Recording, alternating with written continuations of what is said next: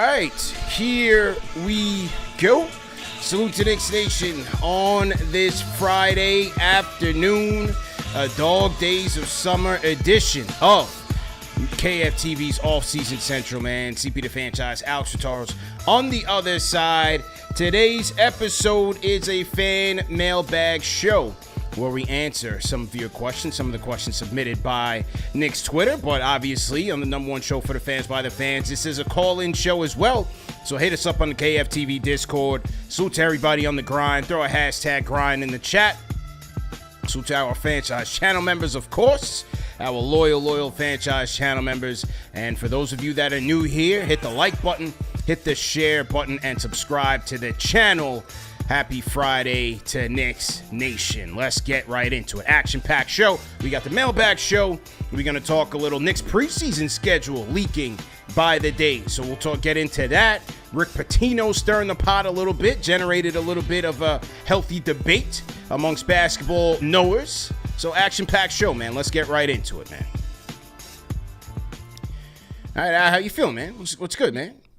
I'm good, man. I'm chilling. You know, it's summer. It's as you mentioned, it's dog days. We got very little news to be working with, so we're searching around here. You know, we're searching for content, but that's what we do, man. We create something out of nothing. But before we start the show, congratulations to you. Appreciate on it, an engaged man. Happy that you went over to Croatia. You and the Knicks chick now engaged. Absolutely. Big Knicks family salutes to you, my guy. Yeah. How you feeling? Appreciate it. Well, I appreciate the fact that, you're acting like you just found out, even though you pretty much knew the day that it happened. But I appreciate you acting surprised. But no, man, definitely appreciate it. We'll get to the trip and the theatrics that came with it, at the end of the show. But, appreciate it, man. Definitely appreciate it. I feel like I haven't seen you since Vegas, bro.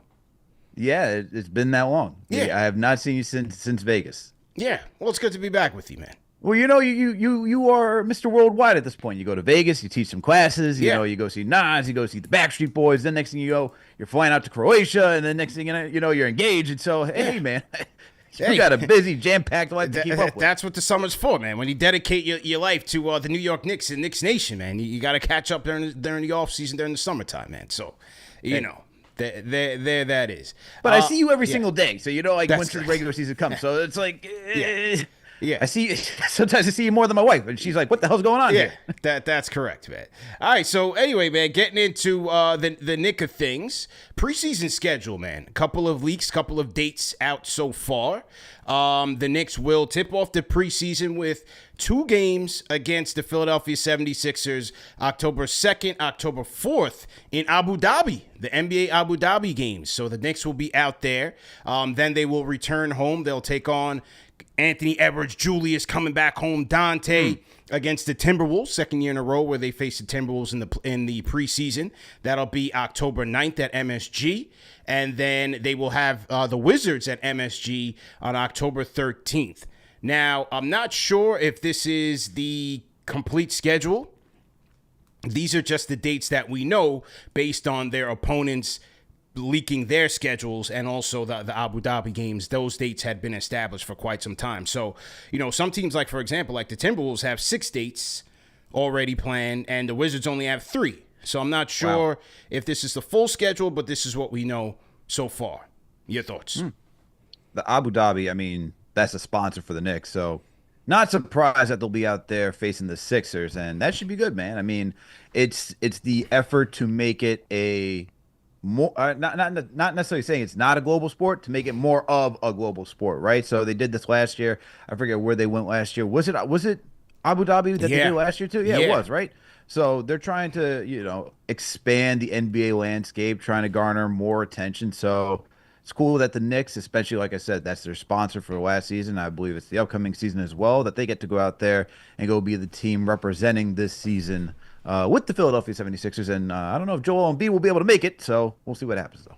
Yeah, and it's so funny that, especially when the Sixers are concerned, you're starting to hear the rumblings that the whole Embiid thing is starting to fall apart again, and I'm not surprised with that, just on the strength that when they shut him down, the whole thing last year was a circus. it was clear that they had to shut him down, that he wasn't going to last. Then you heard rumblings that like he might have to have a procedure where they take a piece of his his hip and do this and that. That sounds like a really, really terrible project. But now you're starting to hear the leaks that he's not going to be ready for camp and all of that. So clearly he's not going to be playing in this game. But on the Abu Dhabi front, as you said, this is part of a multi-year agreement between the NBA and Abu Dhabi, the Department of Culture and Tourism. Abu Dhabi making significant investments in sports and bringing the NBA over there.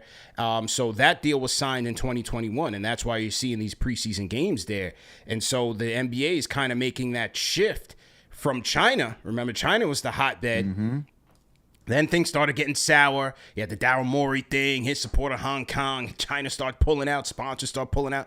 And then, so now they're shifting their sights to Abu Dhabi. Now, where the Knicks are concerned is, like you said, the patch sponsorship is with Experience Abu Dhabi, who is the marketing wing of the Department of Culture and Tourism. So that the head of that, and his name is I have it here, Mohammed Khalifa Al Mubarak, big time NBA fan aficionado and the head of the Department of Culture and Tourism. So I'm sure he helped broker this deal with the Knicks. Now, this is a multi-year deal with the patch. Remember, in previous years, they had the Sphere 2 seasons ago. Season prior to that, they had Squarespace. So this is a multi-year deal now with Experience Abu Dhabi. And then on top of that, they're building another Sphere in Abu Dhabi. So there's a big relationship going on here between the New York Knicks and Abu Dhabi. So there it is. That's where you get the 2 preseason games against the Sixers here. And what business relationship doesn't have? I mean, what business doesn't have relationships and connections like that, right? So you talk about the Sphere, the Knicks sponsorship.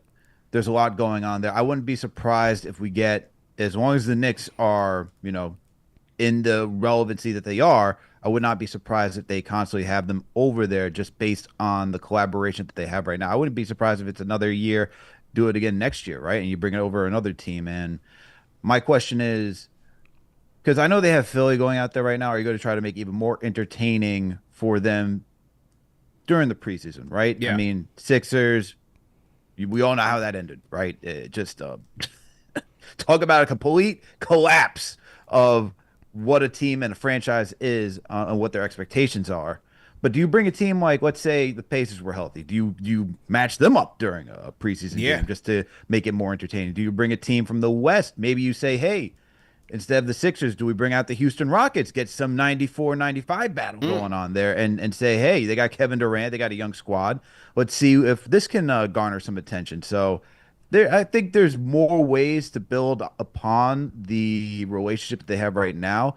But for the NBA, it's, how much do you want to invest in the preseason, especially with your players and how long it is. We already have that conversation that the 82-game regular season is too long.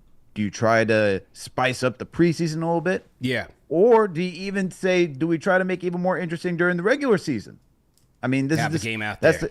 That's the kind of the experience. That's the experiment they're doing right now. Do you say, hey, maybe even for a play-in tournament game? That might be a little too tough, but just half-baked ideas. You say, let's try to figure something out like that. Maybe you have the tournament out there. It could certainly evolve in that way. Remember, Emirates is sponsored the NBA Cup.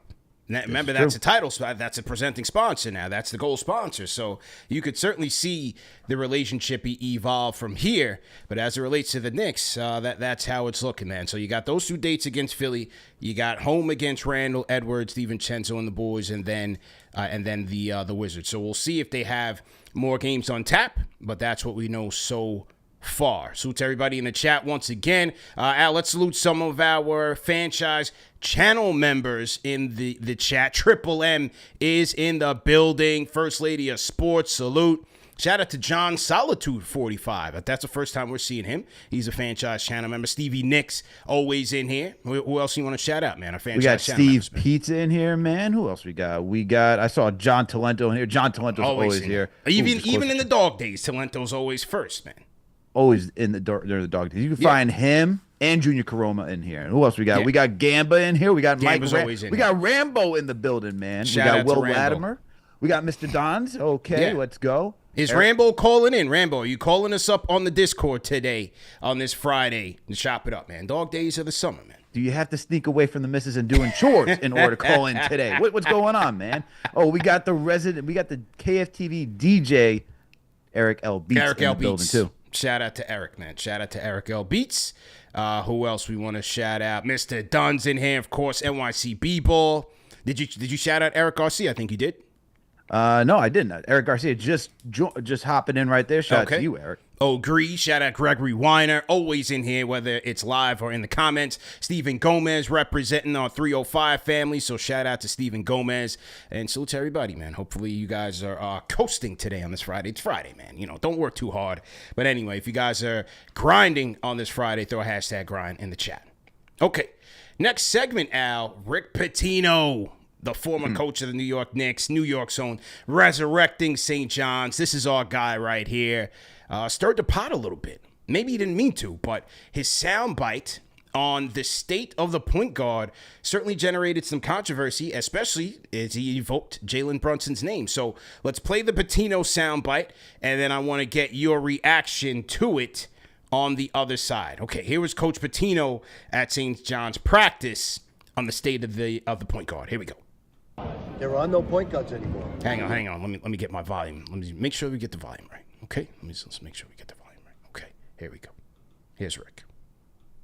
There are no point guards anymore. I mean, if you find it, you'll probably describe him as a guy who can't shoot. What's Jalen Brunson? He's a combo scoring guard. I don't think he's looking for the assists. I think he's looking to score, and thank God he is. So, and whether it's the champion, who's the point guard of the Thunder? I said this to the team, who's the point guard of the Knicks, the Lakers, the Celtics, the world champions. The point guard is totally done in basketball. The days of John Stockton are long gone. There are no more point guards. Chris Paul's probably the last one. So you got to play with everybody handling the basketball, 5 out, and just create good movement.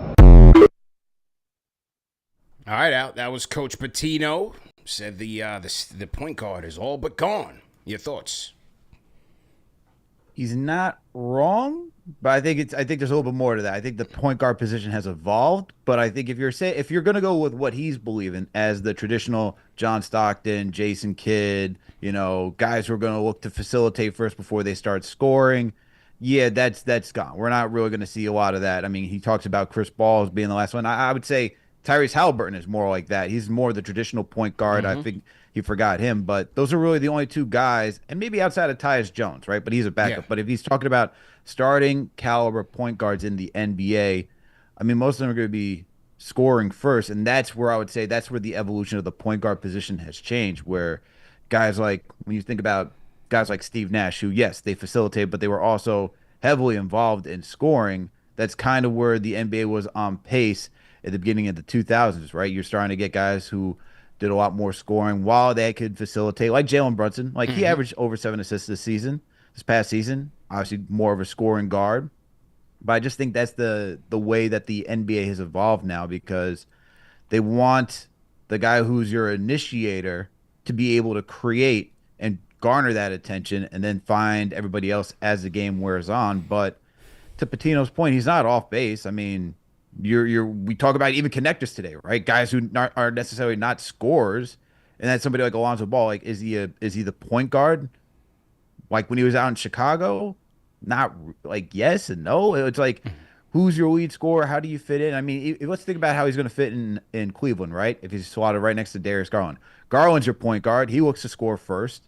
But if you have Lonzo out there, he's the connector and he can facilitate. But that's just the way the NBA has changed, man. Even when you think about Steph Curry out in the Warriors, it's the whole point of having Sean Livingston out there, is to allow Steph to go score, and then Livingston could set up everybody else. So the game has evolved, and that's where I agree with, it's 5 out spacing, and everybody has to be able to manage the rock and start the offense.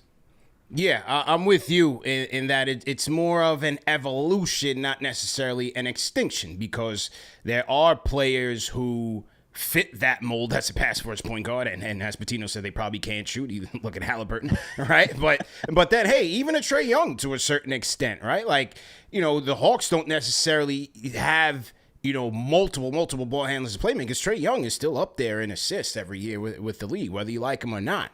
But then, if you think about the two best teams that made it to the finals in terms of the Pacers and the Thunder, one of the things that made them elite was their ability to have multiple guys playmaking. Yes, Shea's the MVP, and he certainly, is the straw that stirs the drink. But there was times where the Thunder, they run an offense through J-Dub when Shea's on the bench. Caruso can playmake. Ihart is out there playmaking. So they had a number of ways to pick you apart. The Pacers, yes, it's Halliburton, but Nembhard can playmake. Siakam can playmake. Like McConnell's off the bench killing you. So they had so many different ways to slice and dice you up. Think about the Nuggets running through Jokic. The Golden State Warriors, Draymond is technically the point guard in terms of how they generate their offense, and Steph playing off of that. So I think he certainly is right in that regard. When it comes to Cap, hey, look, he had, career high in assists this year, right? With 7 assists. So even though, yes, he is a combo scorer first point guard, and as Pitino said, we're lucky to have, he still utilizes that gravity to make plays for others. So, and you can make that argument that with the Knicks, we didn't have enough playmakers, right, and guards, right? If we didn't have a Nembhard, like Melo said, to really take us over the top. So I think it's just the schemes, the type of versatility that teams are deploying right now, that is kind of shifting the playmaking onus from just one person to multiple people. Do you ever think, like, because sometimes I look at the NBA as fads, right? Like a clothing style, like fads, like something comes back in vogue, and you're like, oh, wow, let's do this again. Do you think we'll ever see that pass first point guard, or is this just what we're going to have where it's going to be constantly like, positionless basketball, as everyone likes to talk about? I think it's here, man. It's certainly here. And it doesn't mean that, we're never going to see a guy like that again, but the focus, because we're in such an offensive-oriented league now, you have to be able to be a scoring threat. And that's why where people's like, a lot of people, when we put this out there on Instagram, and some people in the chat right now saying, well, Kolek. Well, part of the reason why Kolek, 1, wasn't necessarily drafted higher, and 2, is not really getting the playing time right now, is because his offense is limited as a scoring threat. This is true. Right? Like, if he had that, he'd be a bona fide backup point guard, and hey, you could even make a case to play alongside Brunson at times. But because his offense is not there yet, it's hard to make a case for set minutes, significant minutes for him on a nightly basis. You've got to be a scoring threat out there. Need to, and that's just kind of what I mean. Let's look at it this way too. Like, remember when it was all about 3-and-D players? All you had to do was just catch and shoot and play defense. Right. That has completely changed. Now, 3-and-D isn't really utilized that much. You're just a wing. Now the term is wing. Can you dribble? Can you handle the rock? Can you initiate the offense? Can you shoot? Can you play defense? That's why they went out for Mikal Bridges, because they could believe he could do those things, right? So the game is constantly evolving, and so terms are. It's just so funny because you can use this term like, what is a point guard? What is a traditional? Even the traditional center is no longer there. Like, what is it? Like, how many times you see someone, sitting up a post?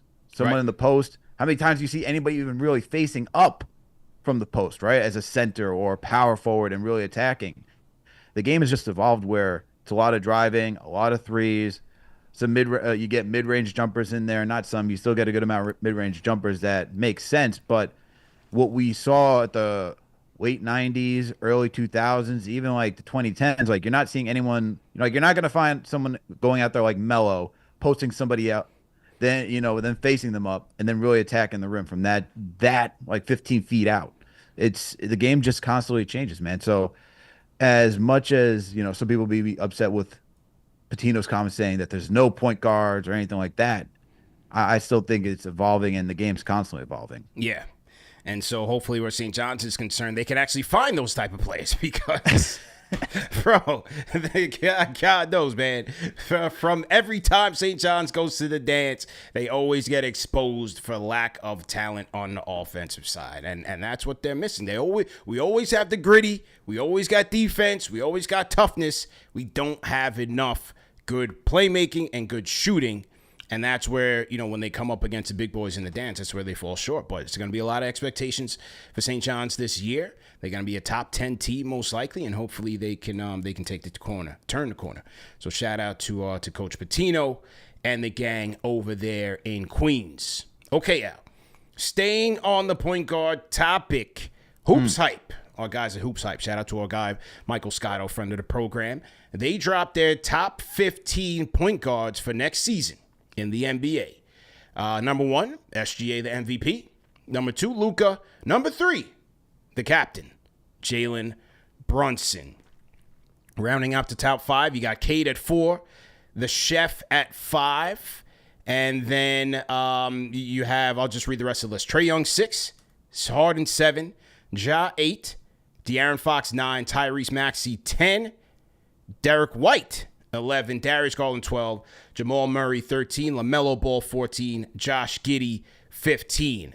Let's start with the cap. Any issues with Cap there at number 3 in the top 3? Any issues? No, I'm not upset with him being third. I think the first 2 guys are rightfully there. I mean, you could SGA, MVP, just won a chip, dynamic player. Luka being number 2, not upset with that either. Very curious to see how he performs this season, considering he's lost so much weight and he looks, like in the best shape of his life. But I know the whole criticism with Luka is that doesn't play defense, but still entering the league and just the way he's able to, just attack. And for a guy who is not the most hyper athletic player, still gets to his spots, is a scoring threat. I think it makes sense that he's 2. And then for Brunson, man, 3. Look, made it to the Eastern Conference Finals. Guy averaged 7.3 assists this season. I think he averaged a little over 26 points. Guy's just a dynamic offensive threat. Solid playmaker. Gives you a lot, man. I'm not upset with him being 3. It tells you, look, to have somebody in the top 3, that's fantastic. I'm good with Cap at 3. I think that's a rightful spot. Now, a lot of people were questioning, saying Luka's not a point guard. I look at him as a playmaking guard. That's, a ball-dominant playmaking guard. I don't really look at him as anything else. I think Luka is good to be on that list. Mm-hmm. You know what I'm saying? Now the chef is interesting, too. I think those are 2 interesting spots to have them at, but it's like, where are you going to put them? You're going to have a top 15 combo guard list? You know what I'm saying? Yeah, I mean, it's the same thing with Steph. It's like people say he's not a point guard, although I would say go back to when they won the title. He had to do a lot of the work and a lot of the playmaking that first chip. I don't even care if they lost Kevin Love and Kyrie on the other side. The way that he was working and getting guys to their spots, he was looking like the point guard of that season. And so, look, this goes back to the conversation. What is a point guard, right? Yeah. And it's just evolved. And if they're score first guys who think about passing second, just because you want to garner the attention, utilize your gravity to just shape shift how the floor is set up, then so be it. That's what the point guard is today. I'm a little curious as to how you put Steph below Cade Cunningham. I was just gonna ask. This is where it gets very interesting if we're talking about lists. Like, how do you put him? Like, I get it, Cade's first time in the postseason, but once again, this is talking about first time in the postseason over a guy who's got not 1, not 2, but 4 titles, won a Finals MVP. Yeah, like one of the best shooters we've ever seen in our lifetime. How is he number 5 and Cade 4? What are we doing here, man? But again, it's what are you valuing in this list, right? If you're valuing the scoring ability. And again, just based on where they are right now, not past, right? We're talking about right now. If you're valuing the scoring threat, the scoring gravity, the scoring ability, clearly you got to put Steph ahead of Cade, right? Have to. But if you're factoring in overall game, including playmaking strength, I think Cade is fine where he's at. Yeah. I don't know. And I see JJ in the chat saying this is for next season, and JJ saying it's correct. No. I'm sorry, man. I'm sorry. Even if it's for next season and we're talking about this, you got to give Steph the respect where it's over. Okay. Cade only did it. Look, and Cade was fantastic against the Knicks, man. He was fantastic. I'm not taking that away from him. But I feel like even when you're projecting for next season, you also got to look at what you did last season and the years prior to and the body of work, and to put him just below a guy who, it's like that meme for Toy Story where you have Andy's toys. It's like we're dropping Steph because we're gonna pick it up Cade now. Like, come on, man. Like, give the man his respect. There's some other questionable selections on this list. How about Maxey? Thank you. I'm putting Maxey 7. I'm putting Maxey 7.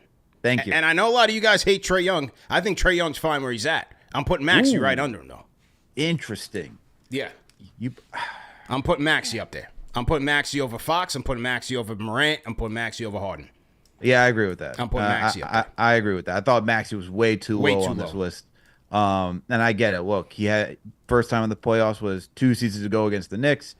It's not his fault that the Sixers completely just like went south.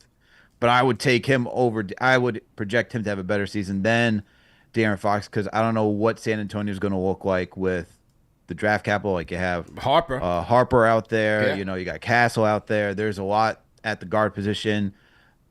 I just don't know how that's all going to work. Ja Morant, he's kind of falling off to me, man. Slightly. Yeah. I put Maxey over him, and then Harden. I get that Harden had a really good season with the Clippers, but if we're also this is where I got to stay true to my word, though. This is where I got to stay true.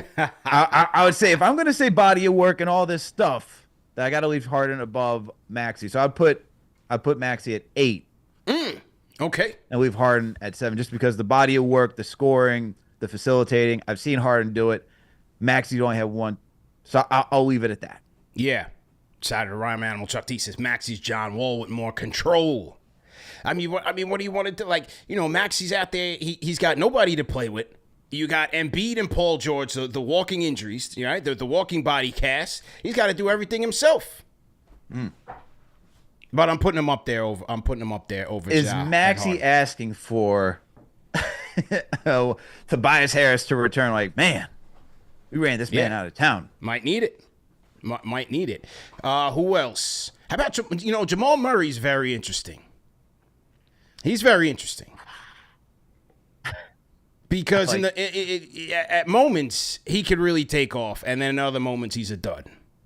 It's very interesting. Put him against. If he could face the Lakers every single game, he'd be top. He'd be number 2. He's probably. a problem. Yeah, Go ahead, finish. But that's the thing, man. It's like the injuries pushed him back, and he's just.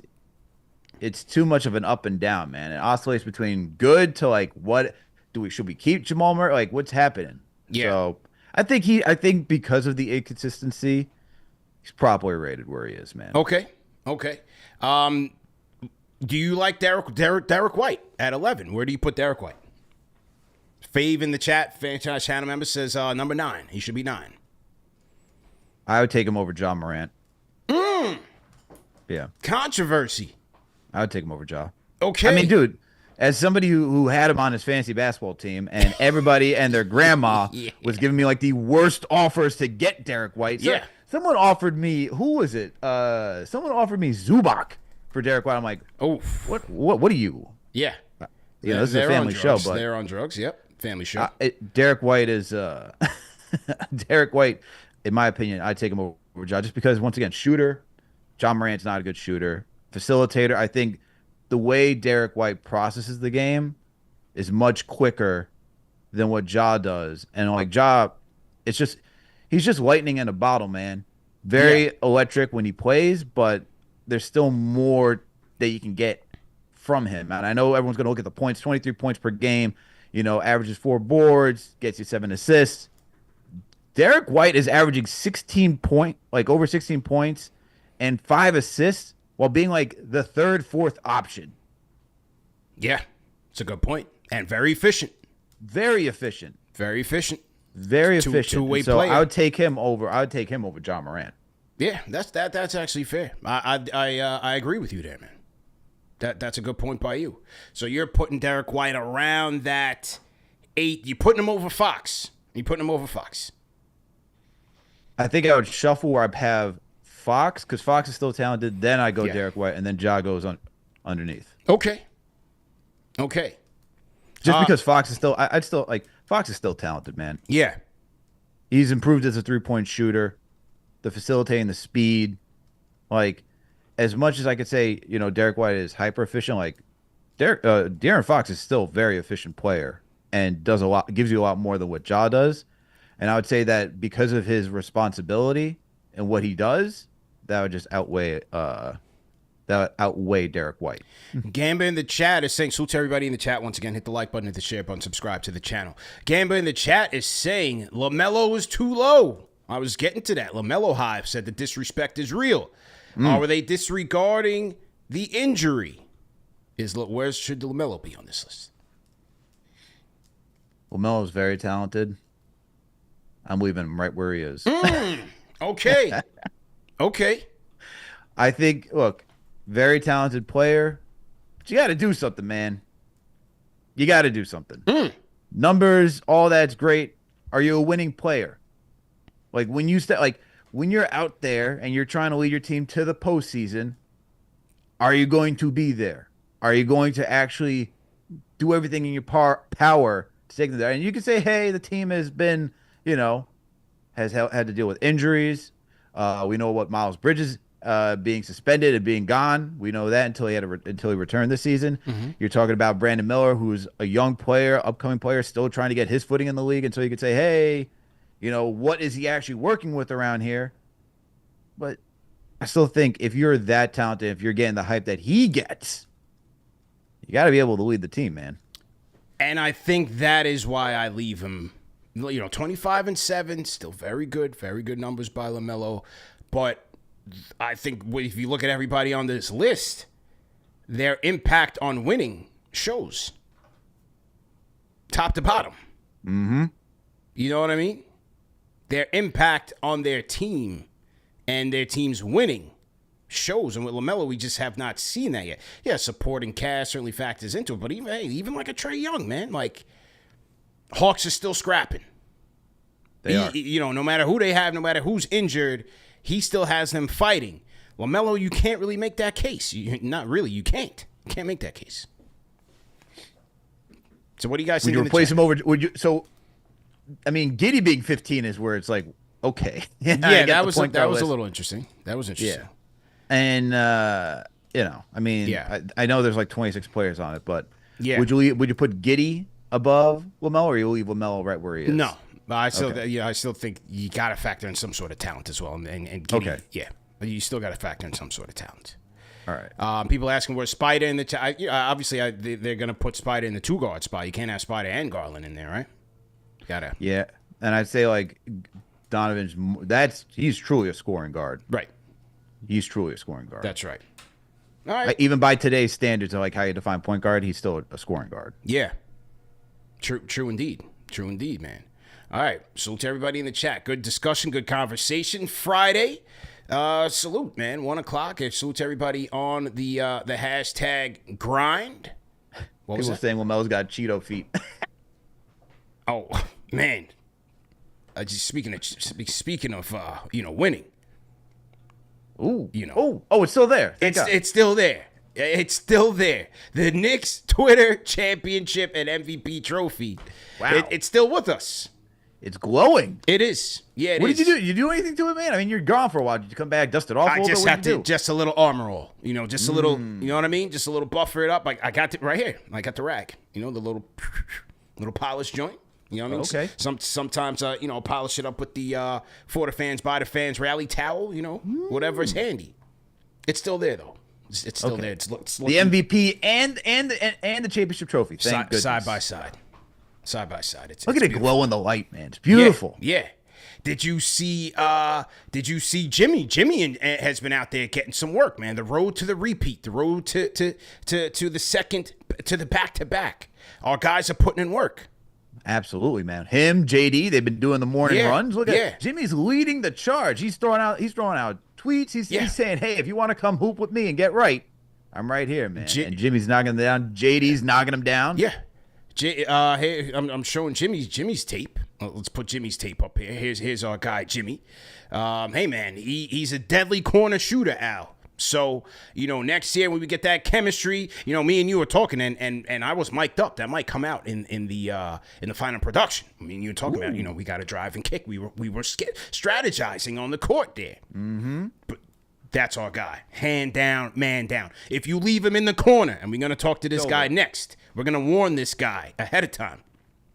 He's calling up on the Discord. If you leave him in the corner, he will make you pay. You know who would love him from the corner? Yeah. the old coach Tom Thibodeau. Be like, That's oh, a facts. corner shooter, holy cow! That's our corner shooter. Okay, so I gotta say one thing though, CP. Yeah. Yep. Shout out to my guy Mark, because I was hooping at BU, Boston University, 2 weeks ago. Okay. I'm just sitting down, just me and my team, we ran the court. We went 7-2, so we were doing Nice. work, getting ready to walk out, go get something to eat from the place across the street. Okay.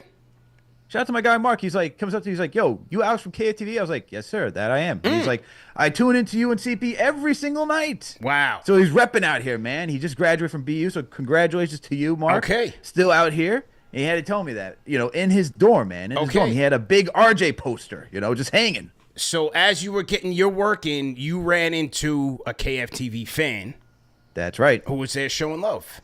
That's right, How man. about that? Okay. All right, we're still waiting for your highlight tape from the off season, man. We're still waiting for your highlight tape, bro. Look, man, I don't like to share a lot of information. I don't want people to game plan, man. Okay. I don't like that. All Okay. right?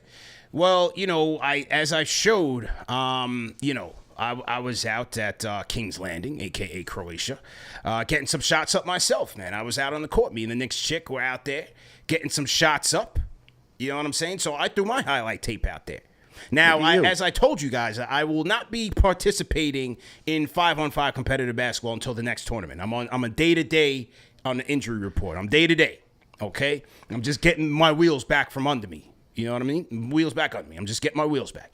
So for now, I'm just, light shots up here and there. You know what I mean?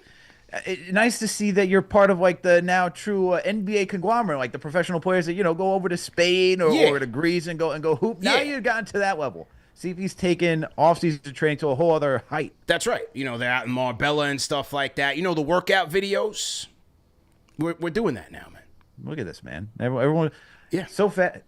Yo, Sean started a movement, man. Shout out to Sean. He did. Shout out to now, Sean. now everyone's posting highlights of everyone playing basketball. Now, look, a lot of attention. We see people asking to be part of the team, for next year, to be part of Knicks Twitter Day. Look, they've expanded to 2 other teams. Dan Deuce is from nice. New It has a Jersey. team for representing the West Coast. Dan from New Jersey sent us his tape, so we'll be reviewing that tape.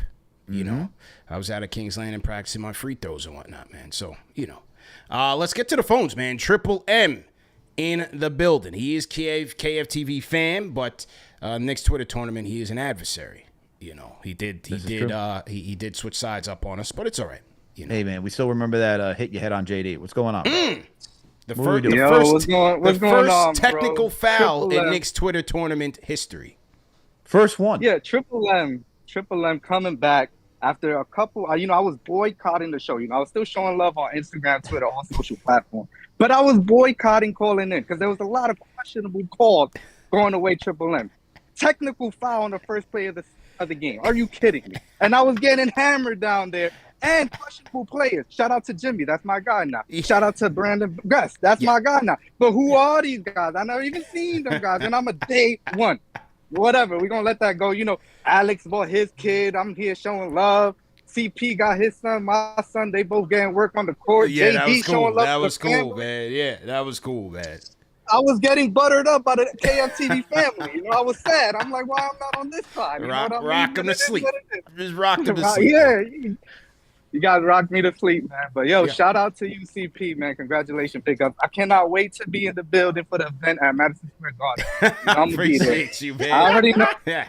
I extended my own invite. I already DM'd the next chick and all that. We good. We good on this side. No doubt. No doubt, man. Yeah, but I want to do a dog day of the summer complaint. There's nothing going on. So, Knicks fans, we got to complain about something. Yeah. And I'm going to complain about the coaching search.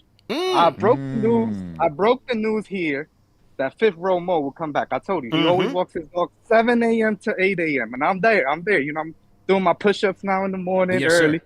And I see fifth row Mo. And I'm like, bro, what is going on with the coaching search? And he's not even talking to me, So Yeah. what are we doing with the coaching search? Because I feel like we have to develop our young players right now. So are we using the G League strictly for development? Because when Coach Tiz was here, we had all these development guys.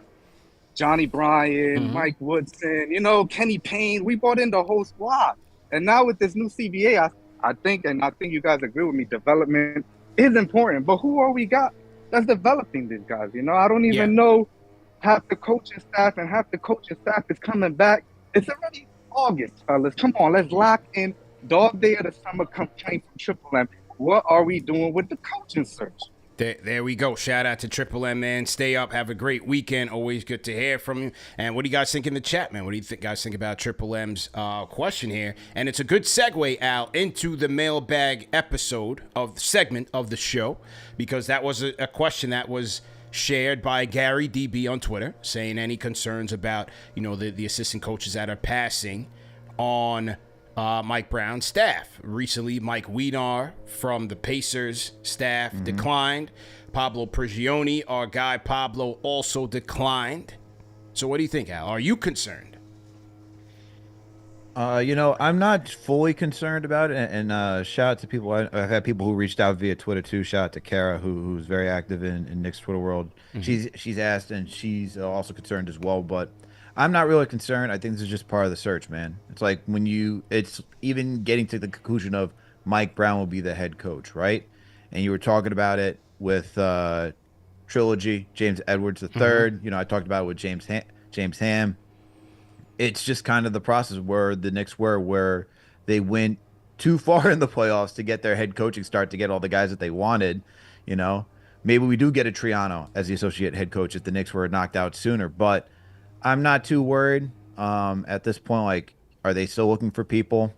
Yes. You see Bondi saying maybe you have Rick Brunson being the associate head coach yet again. But I'm not worried, man. I think they're going to find somebody. And I think the difficulty in the NBA is that, look, these guys get paid a lot of money and they want to stay comfortable. And I think they don't necessarily need to move. It's not like they need to leave unless it's truly a promotion for them. So maybe if you go deeper on through the bench, right, for an opposing team, and you say, hey, you'll become the associate head coach, I could see them being intrigued by that.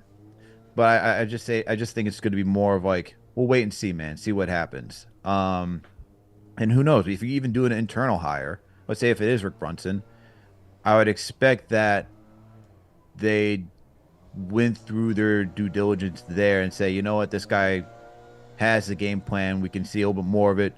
It's not Tibbs. It's Mike Brown. Let's see what they can really create there. And you never know, man. I mean, the reality is we don't really know a lot about being an associate head coach. Yeah. And we don't really know who's qualified or not. This is not a conversation that most people have unless you're in that part of the world. So unless you got some news to drop, to me, I'm not too worried about it. But this is the one thing I will say before I let you go.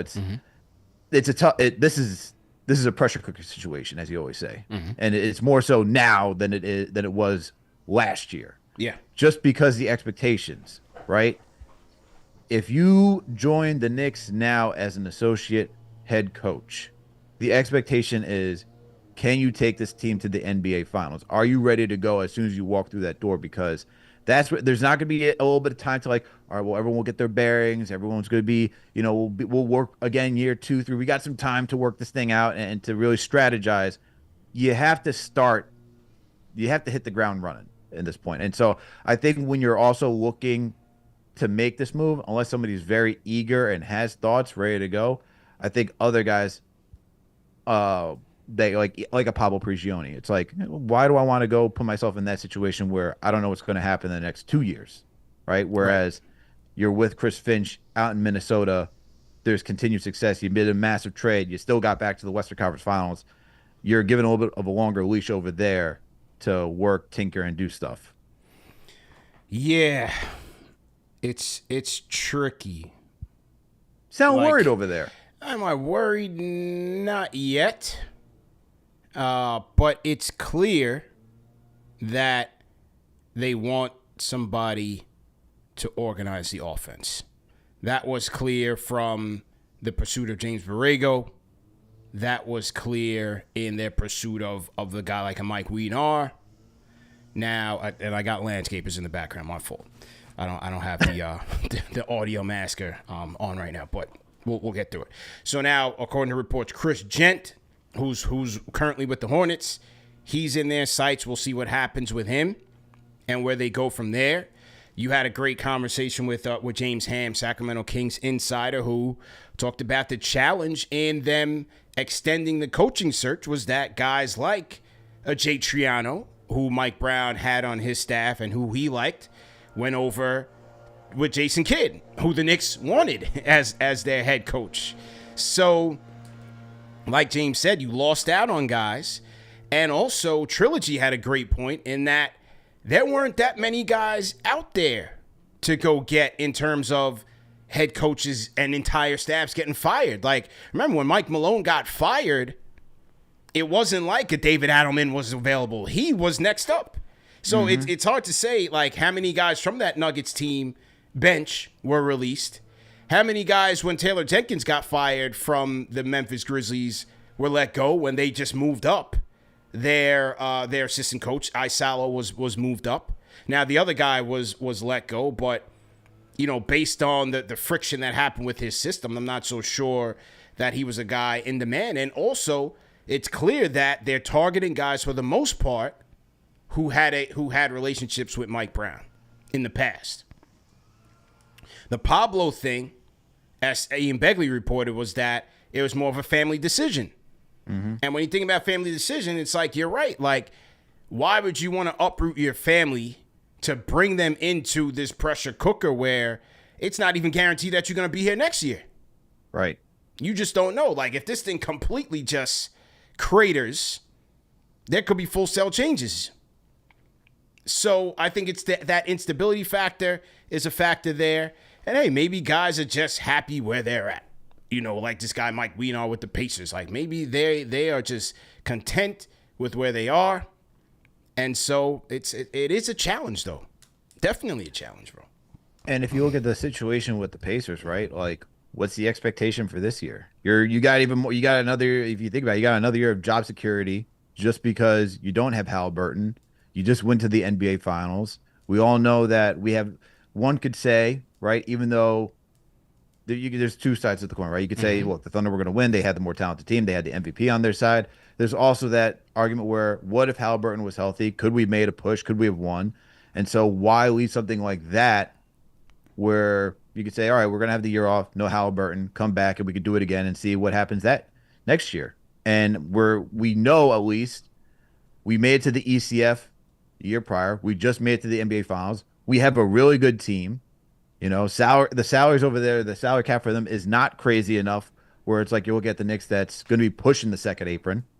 And so there's stuff that you can actually work with out in Indiana. And so this is other stuff that you're thinking about when you're making a career decision in the NBA and you're going to a situation like New York, that you have to be ready day one to fight for your life. And that's really what it is. Like, look, it's even for Mike Brown, right? Like, what did he get, like 4 years with the Knicks? I don't even know if he's going to make it 4 years, man. We have no idea. We don't know. If this thing, we're talking about how the East is decimated right now. The expectation, you know, while you were out is that people are thinking, we got to go to the NBA Finals this year. Pacers are not doing anything this year without Halliburton. Tatum's out for the year. Why not us? The Cavs? Why are the Cavs worrying you? This team is showing every single year they're a second-round exit with all the talent that they got. And so why can't it be the Knicks? And then if you're looking further down, it's like, do you believe that KP is going to help lift Atlanta to that next level? Or do you believe that just getting Desmond Bane for the Magic, is it going to take it now, catapult them up to the top four? Like, who knows? Milwaukee looks like ish right now. Yeah. Who's their point guard? No, you're right. So the pressure for New York, if you're making that decision, you have to know what you're walking into. And I think a lot of people are evaluating that too and saying, do I want to make that choice right now? And shout out to BLW, franchise channel member, sent a super chat. He say no more development, it's win now. But yes, he is right. However, as I stated a while back when they were making their coaching search, they are focusing on player development as well. And you can walk and chew gum at the same time. They can compete now, but also try to develop and try to find some diamonds in the rough because of the way that the CBA is, and that will require you to go deeper into benches, prioritize depth, prioritize versatility. So there are, while I don't know every single name that is running the G League and on the staff, like a lot of the guys that were there at Summer League, I can tell you that the franchise is focused on player development and continuity rather, and stability, not just with this current roster, but beyond. So we'll just have to wait and see. Training camp will start in the next month or so, and we'll see who the name is that will be running the Knicks offense. But you see, CP, it's that.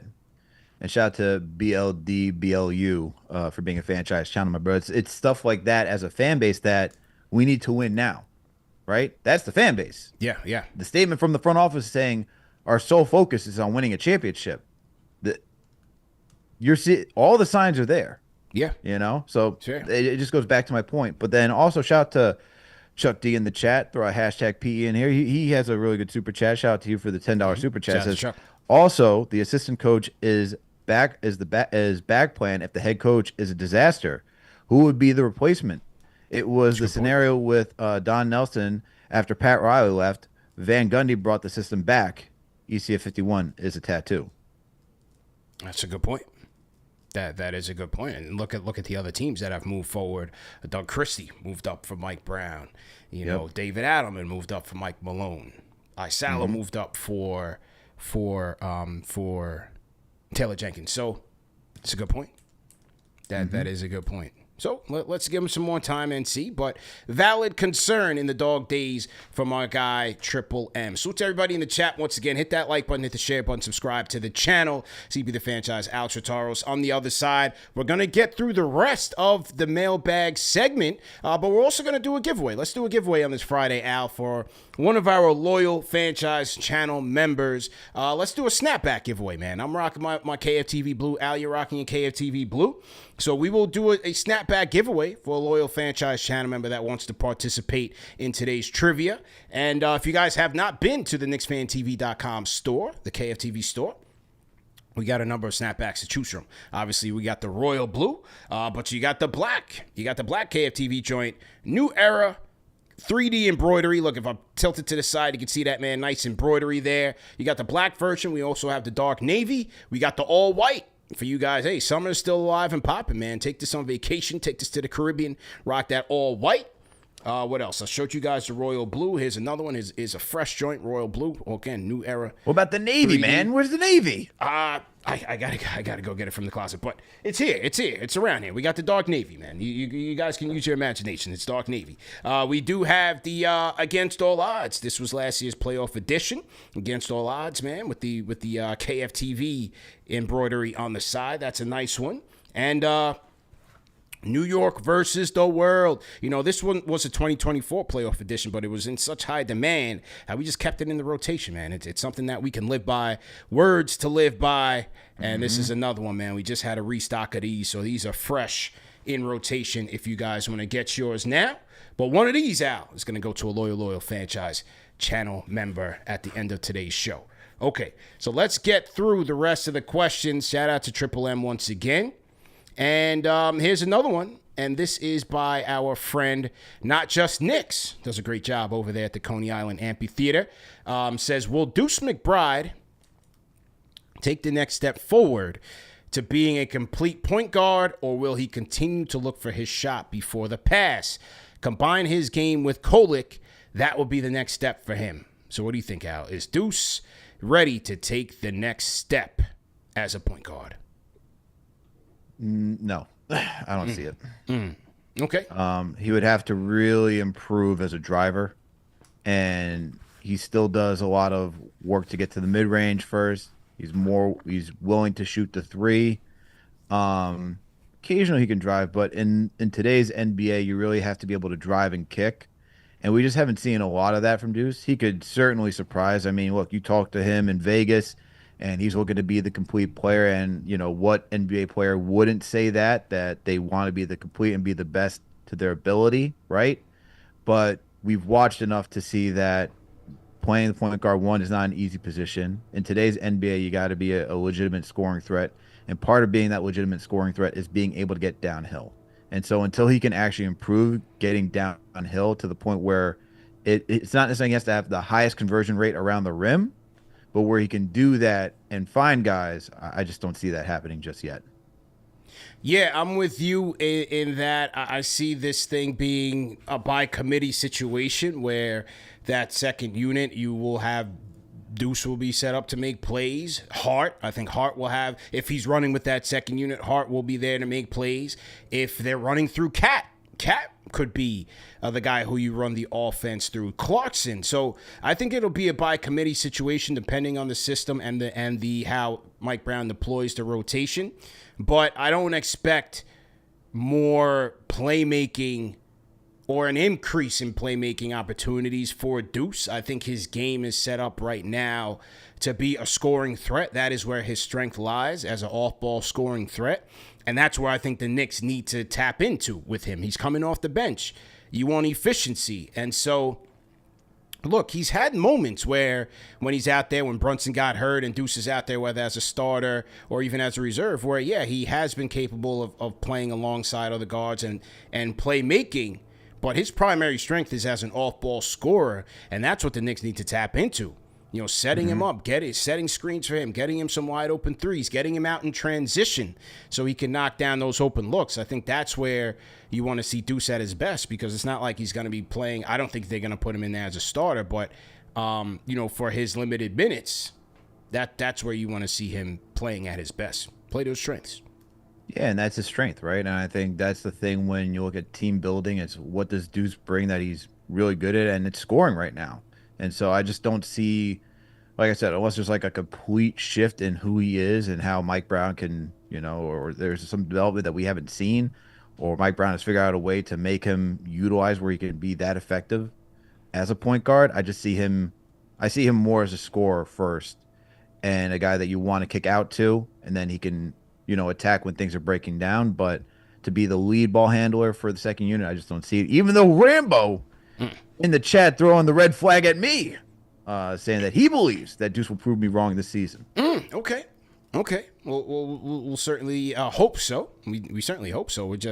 That's our opinion that, you know, this is where he's at right now. So we'll see. And I did ask him in Vegas, you know, what does he want to work on in the offseason? Hey, he said he wants to work on everything. So let's see what happens and how Deuce fares. He's had a great offseason himself. He's, you know, on the book tour, a lot of media going on. So great job by Deuce and his team really pushing him out there from a marketing and branding standpoint. So let's see what happens. And how does Mike Brown utilize him? Because this is the next question. I think this is a good segue to the next question. And it is by our guy, Honeybee. Reviews Honeybee. We had a good session in Vegas. He's got a good platform, good channel. Make sure you guys are following him. He's out in Utah, but he's a diehard KFTV fan and diehard Knicks fan, and does a great job on his platform where he does a lot of music content. He's asking, how many minutes do you project for Clarkson and Yabusele?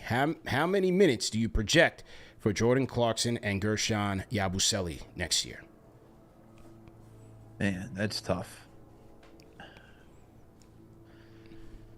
They have to get. I feel like they have to get 20. They have to at least get 20 minutes each. I think what's tough is that I'm so used to Tibbs coaching this team that I have no idea, man, what to expect with Mike Brown. But if anything is shown, what we saw out in Sacramento with how minutes were distributed, I would say that we could kind of swap that in and expect that from Clarkson and Yabusele. So Malik Monk, when he was out there, he was averaging 32 minutes per game. And now, granted that De'Aaron Fox only played 5, let's actually go to the season before that and figure that one, or 2 seasons ago when Mike Brown really got there and got Malik Monk activated. Monk was averaging 22 minutes per game. All right, and Fox was averaging 33 minutes. Sabonis averaging closer to 35. So I'd say I would expect Monk to get there. And then you had Davion Mitchell, who was a 7th player, getting 18 minutes. So I'd expect something like that, close to those numbers for Clarkson and Yabusele, respectively. So say closer to 18, 19 for Yabusele, and then 22 for Jordan Clarkson, which is it's good minutes for a 6th man. How does that impact Deuce? That's the bigger question. Does Deuce then take a reduced role? Because Clarkson's going to be because Clarkson, he's going to be the 6th man. That guy's going to score. He's going to be doing some facilitating. Yabusele's going to be out there playing the 4, small ball 5, so he's going to get some minutes. Where does that leave Deuce? Is it like a Trey Wallace situation in this case, who is averaging closer to 17 minutes? That's the big question. With you 100%. That was a question as I was kind of writing this down and making my estimates. But before that, I'd take a step back because there's a lot of interesting dynamics at play with this team and with Mike Brown. For one, a new system, right? New scheme.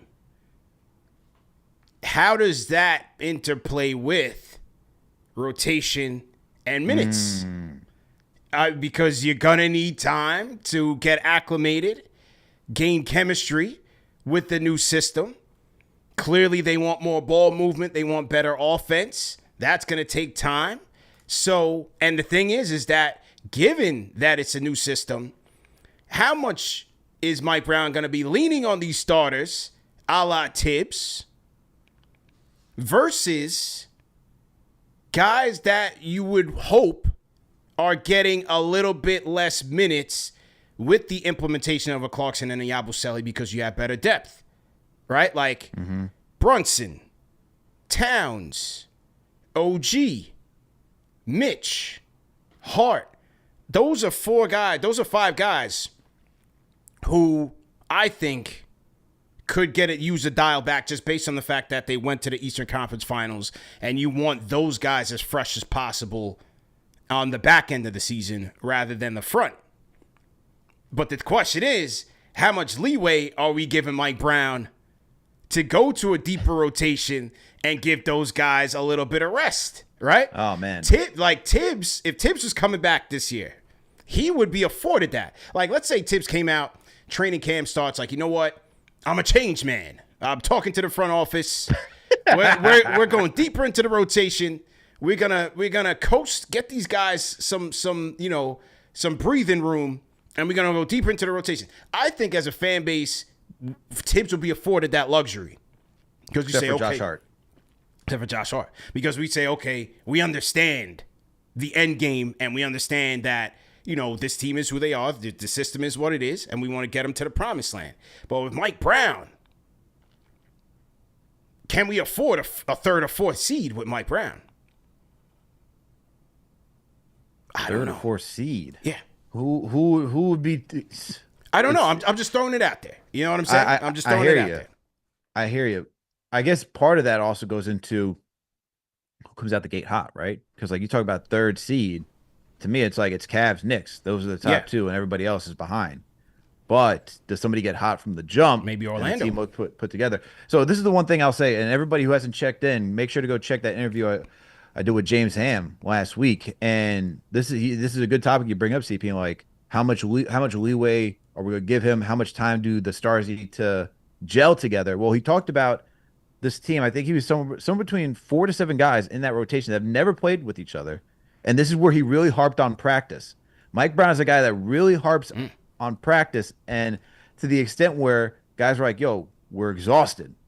All right. But not a lot of injuries his first year. Guys were very well conditioned. It didn't end the way that they wanted to. They lost to Golden State, right? But those guys had the number 1 offense in the NBA. They set record highs from an offensive rating standpoint that we haven't seen. Yeah. And that was in year 1.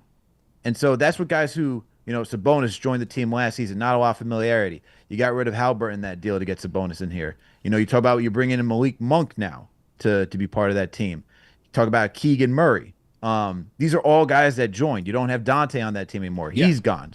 So you got Herter, who's part of that roster. There's a lot of new guys in that system that, Mike Brown was able to make it work. So I think the thing that we're going to see is Mike Brown really dedicate a lot of time to practice. That's a good point. I think that's what he's going to do to get this team right. And just as James said, this is a guy who is detail-oriented, so you're not losing that from Tibbs to go into Mike Brown. He is from the Popovich system. He works with that chip on his shoulder. So I would expect a lot of practices, and I expect these guys to be, ready as the season starts to a degree, right? You still got to work things out.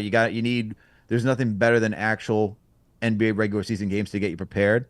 But I do think he still goes to that bench just because he's going to need those 6, 7, 8 guys for the postseason. So I see them getting work too. Yeah. So with that being said, I have for Clarkson closer to 25 minutes. Wow. Yeah, between 20 and 25 minutes I have for Clarkson. Who are you cutting minutes to get up there? It could be Deuce.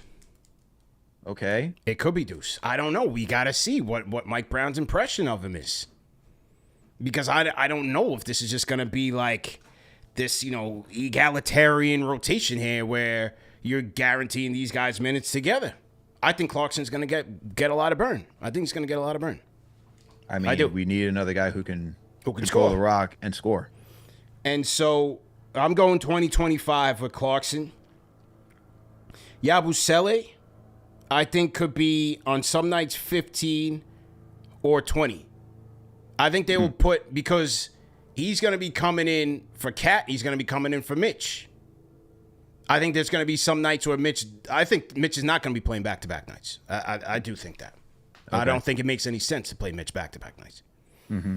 You probably have to factor in some sort of games missed between both Tibbs and both Mitch and Towns, just by their history, right? They're going to get banged up some sort of way.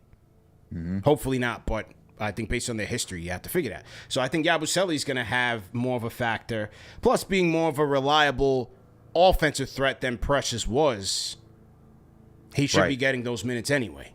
You're paying him as much. I would also say, CP, I think into that calculation for Yabusele, Josh Hart not having to play the 4 as much because he got him. And Hart, with the knee situation, how much do you want to even be playing Hart like that? Mm-hmm. Good questions, but that's my range. 20-25 for Clarkson, and I think 15 to 20. I'll be more 18 to 20. Yabusele. Daniel Bolsazor says I have the opposite. Yabu 20 to 24, Clarkson 18 to 22. Wow. Thinks Clarkson going to get 18 to 22. Yeah. I think it's a little too low for Clarkson. I think it's a little too low for Clarkson. Going to be interesting though. So what do you guys think in the chat? Good question by Honeybee and good commentary there. Okay. Let's get to the next one. We got not just Knicks. We got Mel. One life to live. His question. Here's their question. Let me get that one. He, she, I'm not sure. The question is, how will we continue to afford JB, Cat, OG, Mikal, and Mitch? Are we going to have to trade Mitch or someone else? If we do have to trade one of those core pieces to help with the salary cap, who do you think it will be, and who do you think we trade for? That's tough. I could see why everyone would say Mitch. He's the one that hasn't been extended yet, and you and Trilly talked about where you'd say, you give it, probably play it out and see what happens. I really think the answer to that question depends on how the season goes, and that may sound like a cop out, but I think in order to see if this will be the second apron team that everyone's expecting or not, will be dependent on how certain players perform. One, Mikal Bridges, OG Anunoby, Karl Anthony Towns, Josh Hart. I think those are the 4 guys. Brunson's here to stay, but you'll get those guys plus Mitchell Robinson. Those are the guys that you're looking at to determine who will be gone. Because I think it's easy to say Mitch just because of injury history, but if anything we saw during the postseason, he's not replaceable like that. Like defensively, what he showed you, and it's just the eye test. It just every time they went in there, and I think you talk about this with Fred Katz too. Like you have to game plan for Mitch. How do you stop him from rebounding? Like that's an impactful type player right there. He may not garner the flashy 20-some-odd points per game, but just defensively, he's a deterrent. No one wants to attack the lane. You have to put bodies on him to stop him from grabbing offensive boards. And if you're doing that, it's limiting guys who can go out and transition and just score. So I know it's Mitch, but I don't think it's easy to trade Mitch, as some may believe, unless, once again, you're looking at Haporti, Zeke Naji coming out of nowhere, and these guys just truly great centers that offer that type of similar play that Mitchell Robinson does. If I would be looking at anything, I'm looking more so at Mikal Bridges. Because he got the extension. I think his contract, the way that it's structured, with that trade kicker too, it's just much more of a hardier contract to trade and get somebody back in return. And that's the guy I'd be probably looking at out of all of them, because if it doesn't work out as what you need him to be, which is another guy that can not only create for himself but initiate the offense, then it's going to be a little difficult to keep him on this team just for, average type performances with some great games here and there in the postseason. It's really hard to live off of that. Yeah, I'm with you. Number one, like I said, I don't see any scenario that they can make it without Mitch. Some people say, "Oh, you're crazy. Is the injuries? Is this that?" I don't see how they win a championship without Mitchell Robinson having some sort of impact, at least for a couple minutes a game. I just don't see how they can play championship caliber defense without him. Period. I don't see how they make it. Not with Cat at the 5. And then you look, Okpore's a good player. That's you need something a little bit more serious at the 5. Also, I think they will have to dip into the second apron to keep this thing competitive. The reason I'm not so sure that they do it yet is I think they will wait and see what the Giannis situation looks like. It's not that I'm it's not that I'm advocating for him, but I think, remember, if you dip into the second apron, you can't aggregate salaries. So it's a little bit tricky there if you needed to aggregate salaries to go get him. So I think they'll wait. That's why I'm not so sure if they're going to commit to Mitch right now. I think they would wait until the offseason. And like you said, it could be a Mikal Bridges who would be used in that scenario first before it's necessarily a Mitch. And we talked about this with Trilogy. We talked about this. Yossi Goslin broke it down in terms of the timing of the extension. The fact he didn't get it before the 5th, so this was the time to get it because he would still been trade eligible. Trade deadline eligible. Not to say that they will trade him, but it's always about flexibility with this front office. If we got to pivot, we're not in a corner. Mm-hmm. So Brock he's doing the numbers. He's doing the mathematics. So there it is.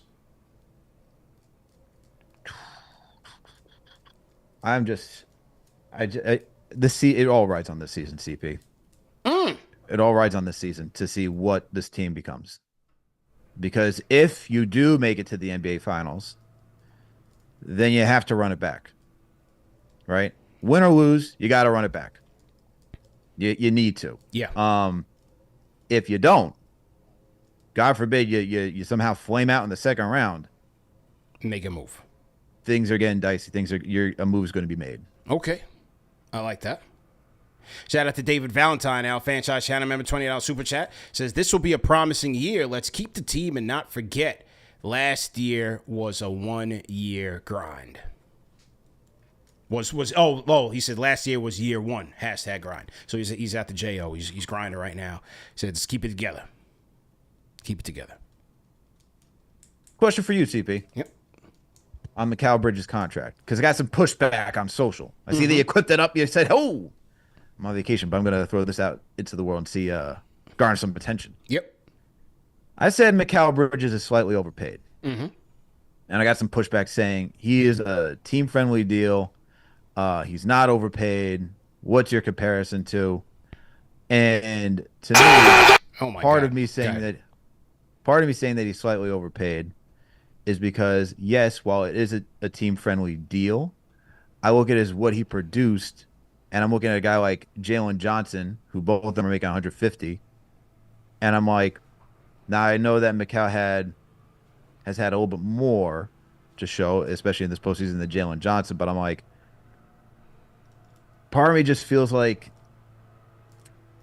for what he has produced in year 1, it's slightly. I'm not talking about like, oh, he should have gotten like 120, but I feel like when I say slightly, I'm like 10 million less is my opinion for what he should have probably gotten. But I get why you give him the 150.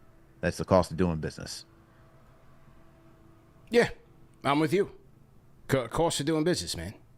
I've said it, multiple times on this show. I expected him to get the extension. I wanted him to get the extension, and I wanted him to be on this team. I didn't see any way possible that they were just going to trade him. Oh, it doesn't make sense. Oh, they gave up the 5 pick. Ari's just ranting and raving and crying all day about it. And no trade made sense unless you're going for a straight up upgrade. It's the same thing like with Julius, man. Like, no trade made sense unless you're going for an upgrade.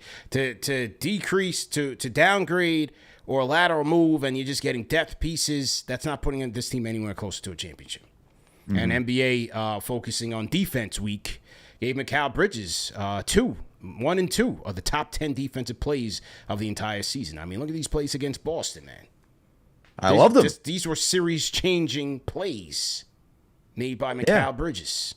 City-changing plays, CP. I was out there for game 1. I loved it. It was quiet. Yeah. Beautiful. So, man, it's cost of doing business.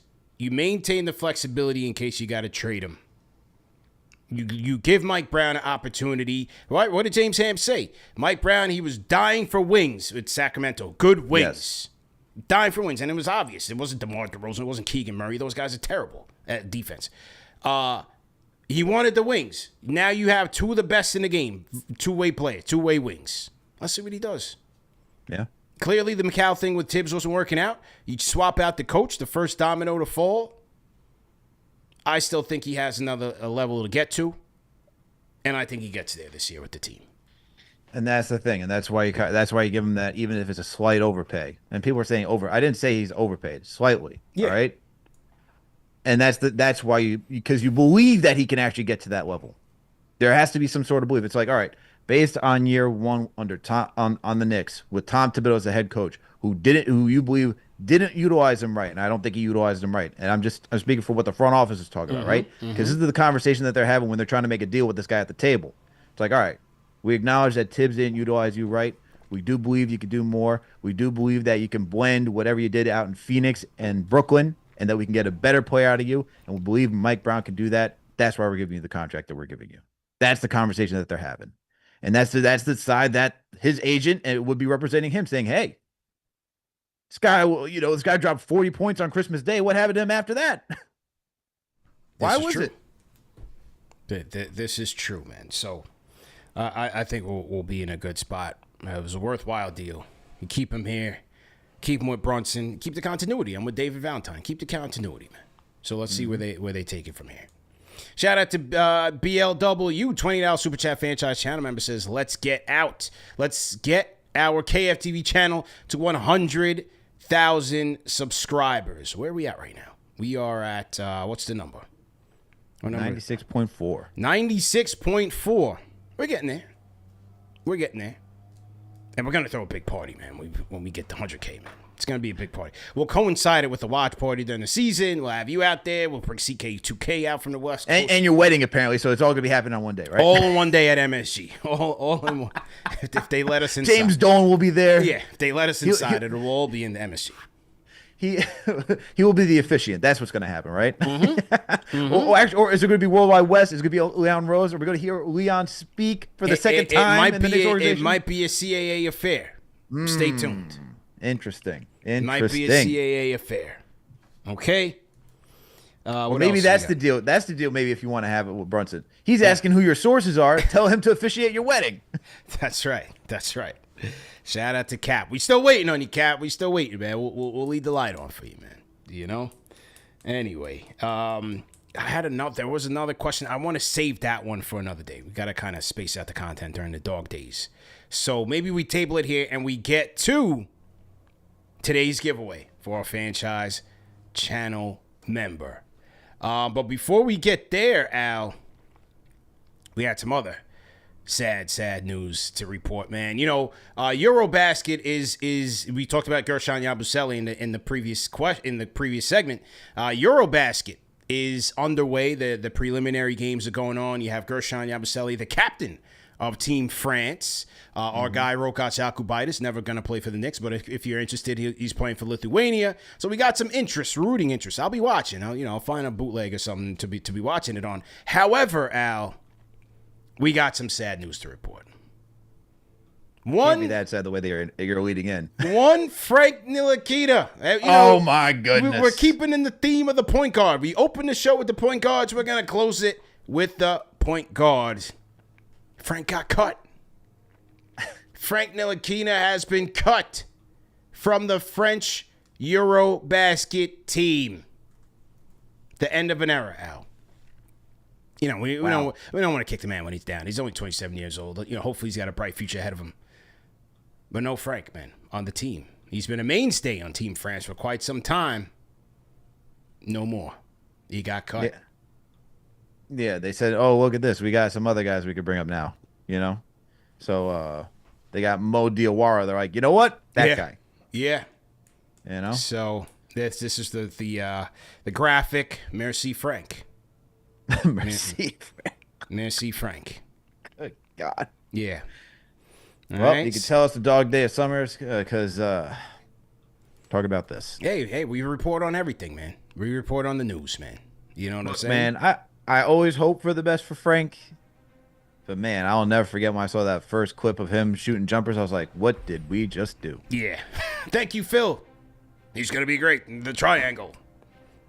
Boy. Oh, by the way, not only did we allow this guy to draft him, then we gave him the axe the next day. Yeah. Thanks, Phil, for really setting us up well. Okay?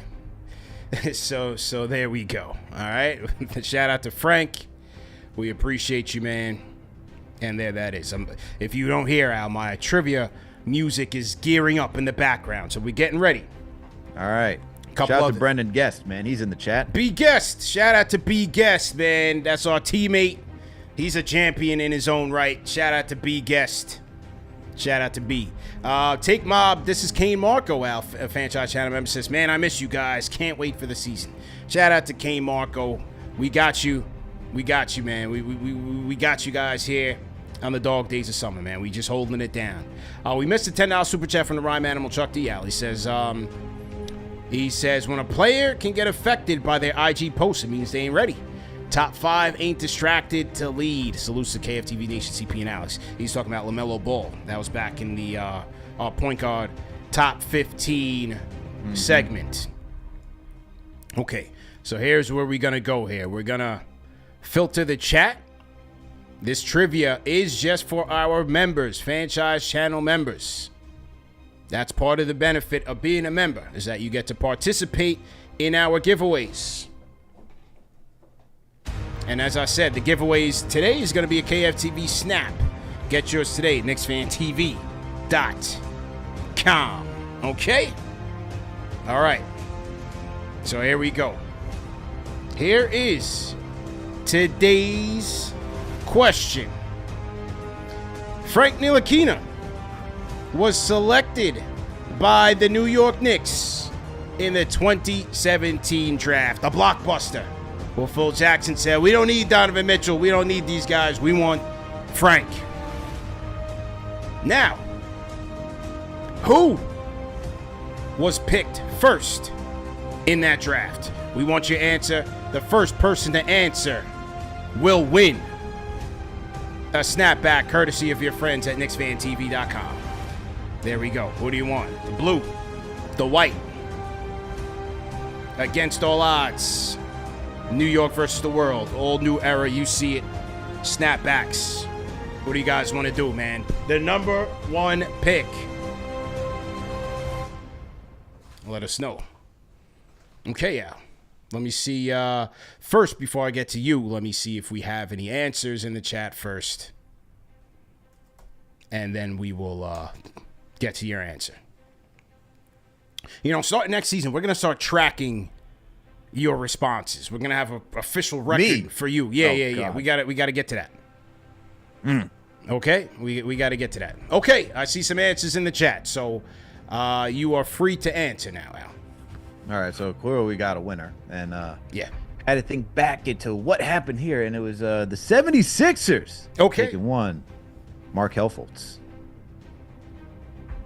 You are correct, sir. It is Markelle Fultz. Good job by you.